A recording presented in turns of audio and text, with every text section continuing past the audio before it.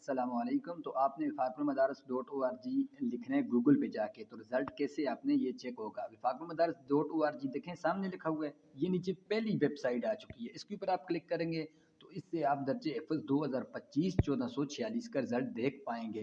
तो जैसे ही मैंने क्लिक की, ये देखें वेबसाइट ओपन हो गई। आसान तरीका है, ये 3 लाइनें साइड पे आपको नज़र आ रही हैं 3 बार, इनके ऊपर क्लिक किया, ये नताइज नीचे आ गए। इसके ऊपर आपने क्लिक करना है। अब ये इनफरादी नतीजा मदारस नताइज कुतुब और मदारस नताइज हिफ़्ज़ का रिज़ल्ट आया हुआ है, तो हमने हिफ़्ज़ मदारस नताइज के ऊपर क्लिक किया। अब ये देखें, ये मेरे पास ये मदारस हिफ़्ज़ नताइज के ऊपर मैंने क्लिक कर दिया ऊपर, तो ये नीचे भी मेरे पास आ गया। बनीन है, सलाना है, बनात है, सलाना है, आपने लिख लेना है। ये 1446 आ गया मेरे पास। अगर आपके पास नहीं आ रहा है तो सामने छोटा सा सिंपल निशान एरो का है, इसके ऊपर आप क्लिक करें तो ये 1446 आ जाएगा।